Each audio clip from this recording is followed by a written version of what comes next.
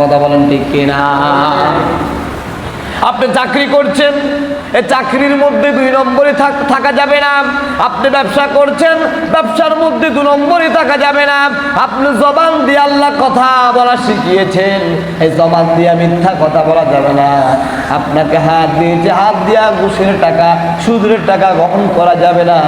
আপনাকে চলাফেরার করার জন্য আল্লাহ রাব্বুল আলামিন মেধা শক্তি দিয়েছে, এই মেধা শক্তিটাকে অন্যায় কাজে ব্যবহার করা যাবে না। কথা বলেন ঠিক কিনা? এটার নামই হলো তাকওয়া।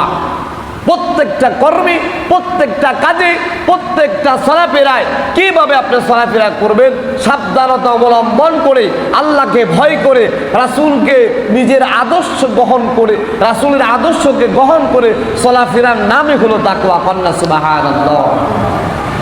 এই তাকওয়া অবলম্বন করলে আমাদের লাভ কি হবে? আল্লাহ রাব্বুল আলামিন দুনিয়া এবং আখিরাতে আমাদের জন্য কল্যাণ রেখেছে।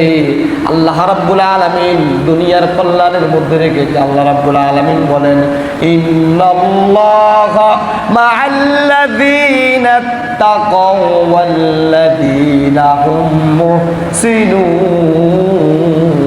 আল্লাহ রাব্বুল আলামিন বলেন, নিশ্চয় যারা আমি আল্লাহকে ভয় করে, নিশ্চয় যারা তাকওয়া অবলম্বন করে, আমি আল্লাহ রাব্বুল আলামিন ওয়াদা করছি, আমি আল্লাহ রাব্বুল আলামিন সর্বদা আমার বান্দার সাথে থাকি। কন্যা সুবহানাল্লাহ।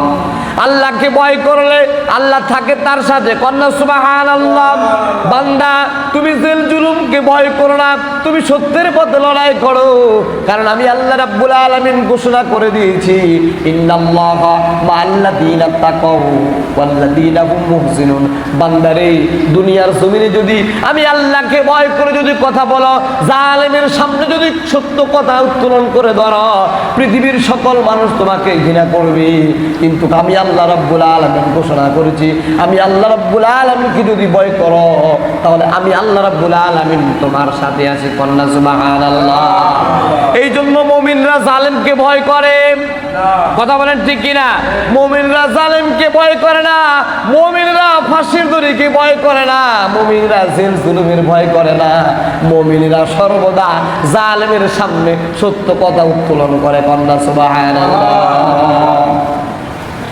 তারপরে হলো 2 নাম্বার পুরস্কার, যারা আল্লাহকে ভয় করে, যারা দুনিয়ার জমিনে আল্লাহকে ভয় করে, যারা দুনিয়ার জমিনে আল্লাহকে ভয় করে, সিজদা করেছে, ওয়াজ করেছে, দান করেছে, খয়রাত করেছে, আল্লাহর রাস্তায় সদকা করেছে, আল্লাহ রাব্বুল আলামিন বলেন, আমি আমার বান্দাদেরকে তাদের জীবনের গুনাহগুলো মাফ করে দিই। কন্যা সুবহানাল্লাহ।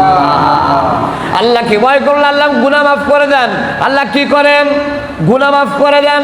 আল্লাহ রাব্বুল আলামিন কোরআনের আয়াত ঘোষণা করে দিয়েছেন, ওয়া মাইয়াত্তাকিল্লাহা ইউকাফিরু আনহু সাইয়্যাতিহি ওয়া ইউযিমু লাহু আজরান।